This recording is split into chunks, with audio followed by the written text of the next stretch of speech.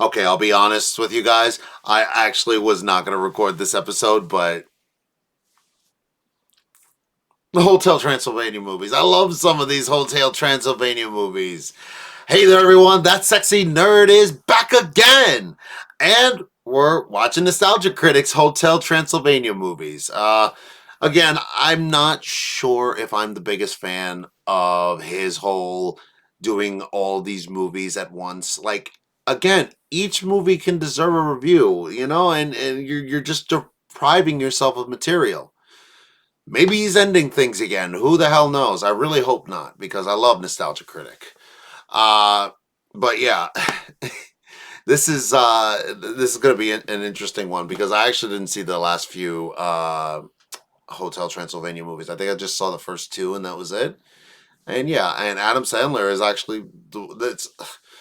I have a huge dislike for Adam Sandler, and I can't stand that movie Billy Madison. Ugh. But that's for personal reasons, and you know who you are. I am. I'm interested to see, but I do have a hate for that, but I can appreciate when he is good. He has been in some pretty good movies, and honestly, there's one movie that I disagree with Nostalgia Critic on, Eight Crazy Nights. I always liked that movie. I always really did, even though it is a little dumb, but I always liked it.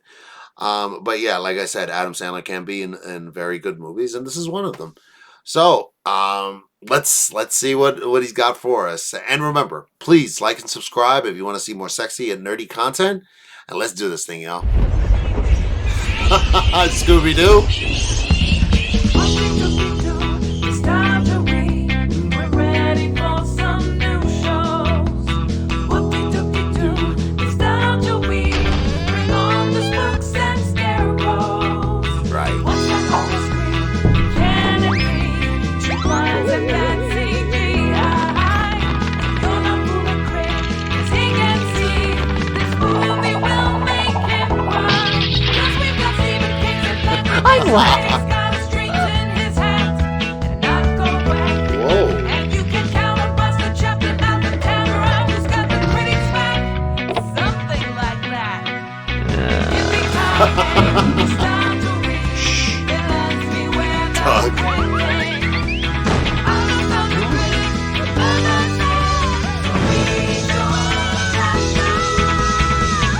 Wow.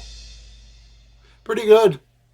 Hello, I'm the Nostalgia Critic guy, remember it so you don't have to. And welcome to Nostalgia-ween, and I can't think of a better way to kick things off than with a movie series that's over 10 years old, if you can believe it, Hotel Transylvania. Wow. Released in 2012 and directed by animation legend Genndy Tartakovsky, I have no problem bragging that I was one of the few critics who really liked this film when it first came out. I guess on one hand, I can see why some people were turned off to it. It had the same cast as a lot of bad films made by Adam Sandler's production company, Happy Madison Studios, but contrary to what some believe, it's not a Happy Madison production. You can tell by the fact that it's funny. Good. Okay, yeah, I've ripped on Adam Sandler films a lot, but I've made it clear he's made some movies I really like. Yeah. And this series is among them. The minute I saw the trailer for this film, I thought it looked clever, and knew if it did well, it could be a new staple for Halloween films. See, for me, what actually really got it for me, because I was like, oh man, I almost forgot about Primal, but that was actually the reason why I was actually interested in the movie. The guy who did Dexter's Laboratory and and the Star Wars Clone Wars series. Whoa, I'm there. I mean, look at it. It literally screams Halloween. But that would mean nothing if the characters and writing weren't fantastic. And thankfully, they're pretty good. Yeah. Yeah, I'm not gonna pretend these are masterpieces, but what works in them does have staying power and makes them stand out even years later. The original centers around Count Dracula, played by Adam Sandler, and his daughter Mavis, played by Selena Gomez. They live in Hotel Transylvania, which Drac built for his daughter to keep her away from the dangers of humans. The idea worked so well that other monsters started showing up, enjoying long vacations away from those frightfully scary humans who, you guessed it, are seen as the monsters in this world. When a traveler named Johnny, played by Andy Samberg, stumbles upon the hotel, Dracula tries not to cause a panic and disguises him as a monster. Though ironically, he starts to panic when he sees Johnny and Mavis start to fall in love. Okay, so much of this is very standard storytelling, the overprotective father, young love, quirky side characters. The only real new element is that's done with Halloween monsters in a hotel, which even that seems like a variation of Beetlejuice or Monsters, Inc., where a supposed scary world is given the modern, bureaucracy-ish take. What makes this movie work, though, is its energy and knowing when to turn it up and when to tone it down. I think people really underestimate how good the animation is in this movie.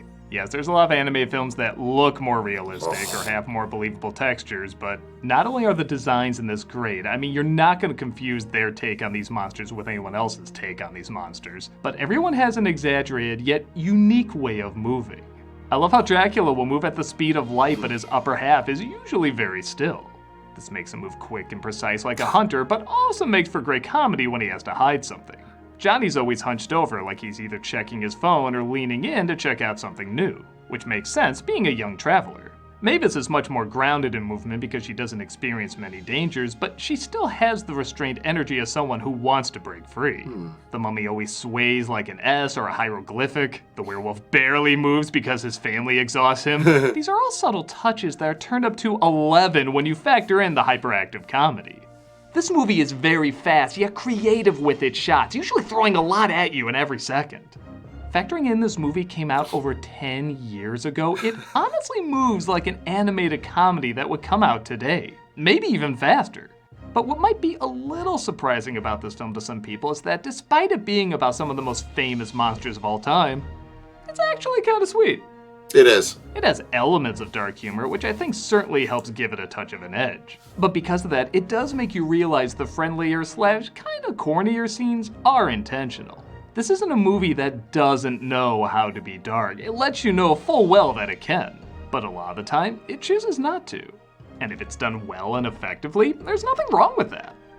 The film's not very cynical or mean-spirited, yet it's still very funny with a lot of clever jokes thrown in. Some for kids, some for adults, and many for both. Ow! Why did that hurt me? They are getting fatter so as to overpower us. This is my mistake. What is wrong with you people? Is that real about the garlic thing? Yes. Wooden stake to the heart? Yeah, well, who wouldn't that kill? I like when I first showed Well. this film to people, they don't catch on that's Adam Sandler as Dracula. Okay, it's not an amazingly disguised voice or anything, but for a guy whose idea of a character is high-pitched gibberish, a lot of people I show this to don't pick him out in the role. He doesn't Really, seem like it it. is an odd choice, but I kind of dig it as no other Dracula really sounds like him, and he's able to work both the comedic and heartfelt moments very well. When the film needs to be serious, it doesn't do it too long, but just long enough.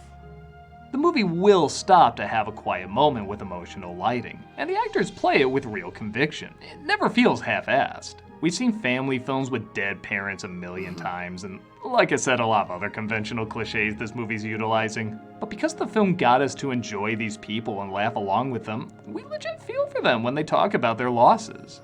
As a father, you do everything to keep your family safe, even if you have to break their trust. It's familiar, but in the realm they created, it's believable.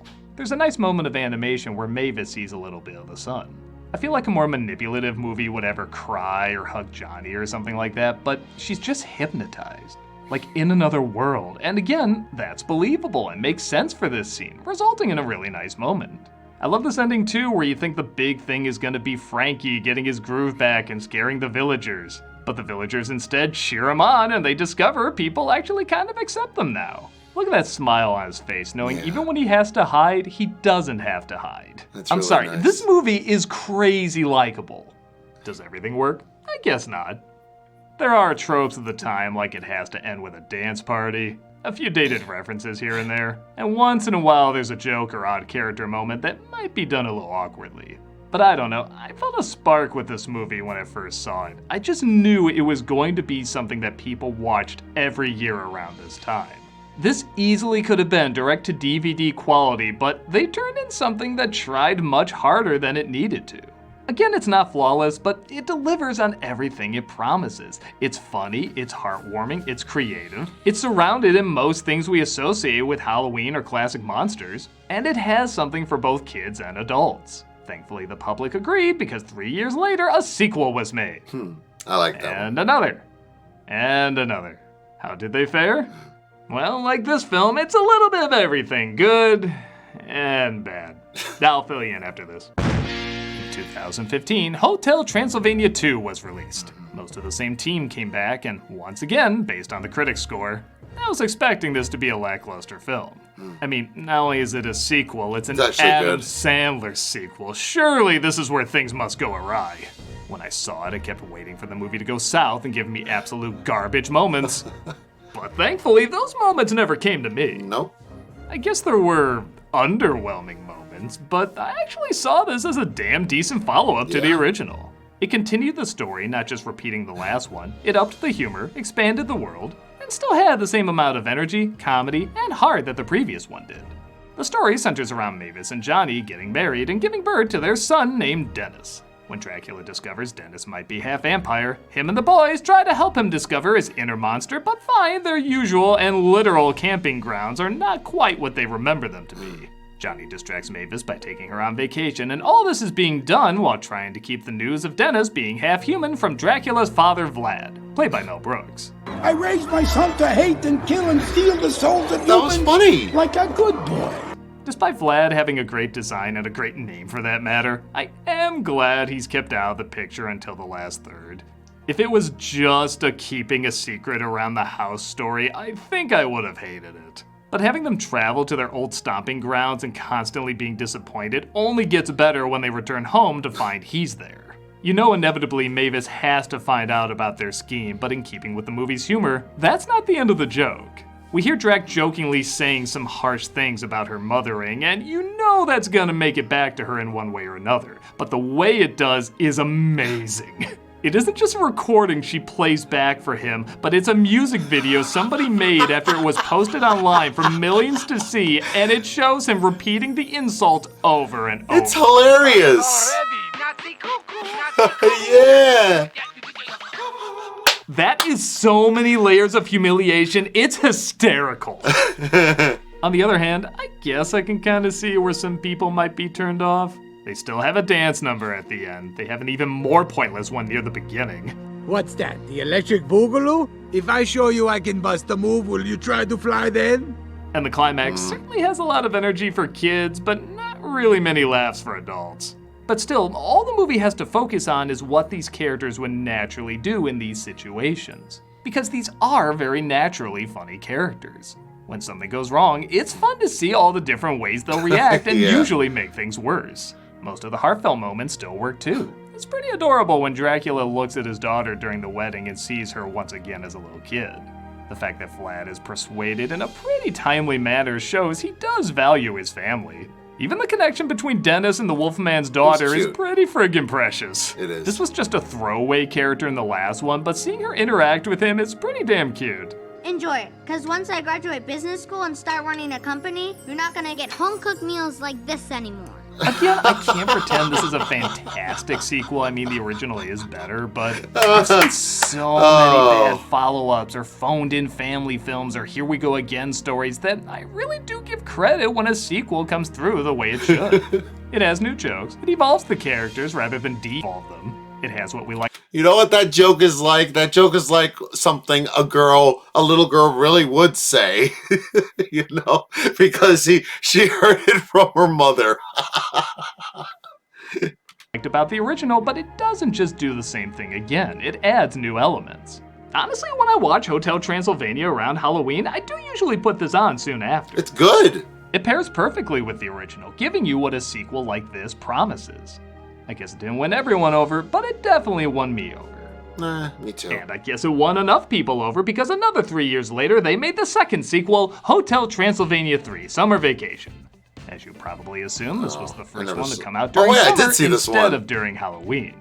This was also the first film to finally win the majority of critics over. Wow. So me being a contrarian dick, I didn't like it. Yeah. First off, I'm not the biggest fan of family properties that are meant to be one thing but then randomly go on summer vacations, whether it matches or not. But then again, Adam's Family Values did something similar and that was pretty great, so maybe it's just a nitpick.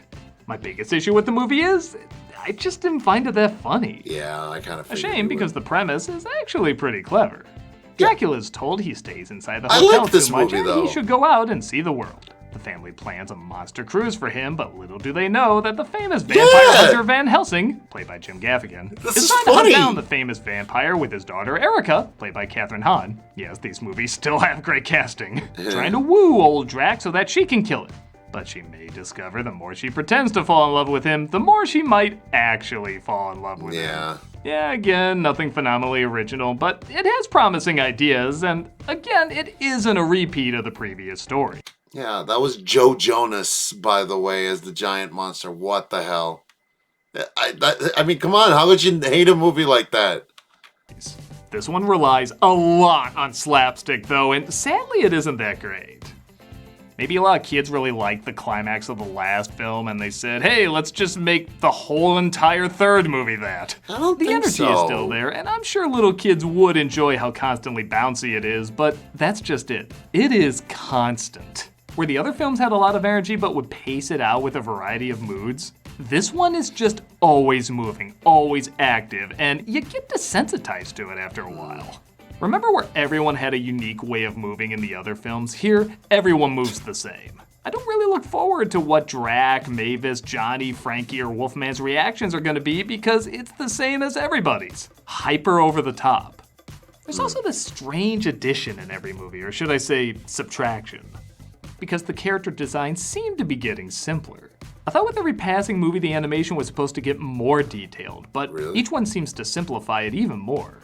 Tartakovsky is certainly more familiar with hand-drawn animation. That's one of the things I like about the films. It's the speed, expressions, and designs of 2D, but the details, weight, and mass of 3D. Like the 2D is the exaggerated part, but the 3D is the grounded reality. So when something hits, you really feel the hit.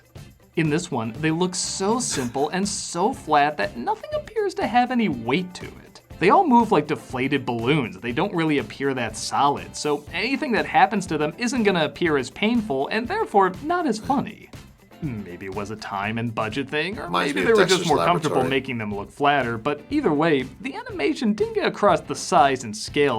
Actually, yeah, that's why, I don't know why, but the girl is actually kind of reminding me of Dexter's mom. That the other movies did. And yeah, were you annoyed by the dance numbers at the end of the other films? Oh, wait! There's a scene where a giant sea monster has to be defeated by finding the catchiest song to play. This already sounds pretty gimmicky, but who knows, maybe we're about to see the next Kate Bush Stranger Things moment. Well, it is anything but that. The song they play and dance out to is the goddamn Macarena. Yeah. Jesus, even when the song was popular, it was the worst.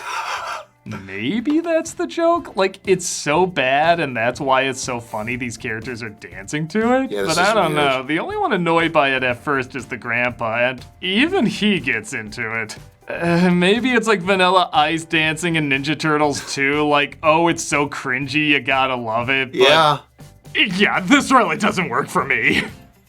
Say what you will about the other dance sequences, but they had energy and some friggin' original music. I honestly couldn't believe I was seeing what I was seeing with this. Why the Macarena? Of all the laughably lame songs you picked, why was it the one that wasn't laughably lame, it was just lame? Who the hell would enjoy this piece of holy shit? Is that an M next to those views? Yes. Okay, I guess somebody made the right call.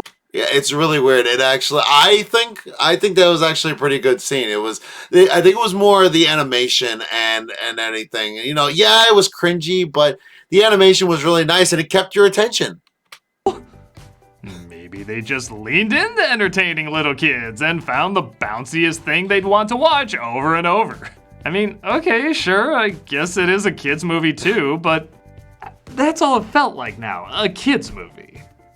And sure, if I hadn't seen the other two, maybe I would have found this passable, but I did see the other two, like most people should. If there's a 3 in the title, obviously you're supposed to see the other ones.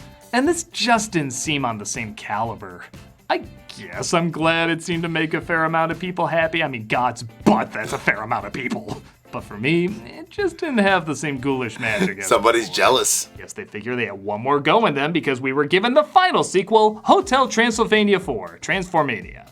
Released This year, actually. Yeah, a lot of people forget this was even a thing. Yeah. It's like January movies have a bad reputation. Totally. This was the first one not released in theaters, but instead on Amazon.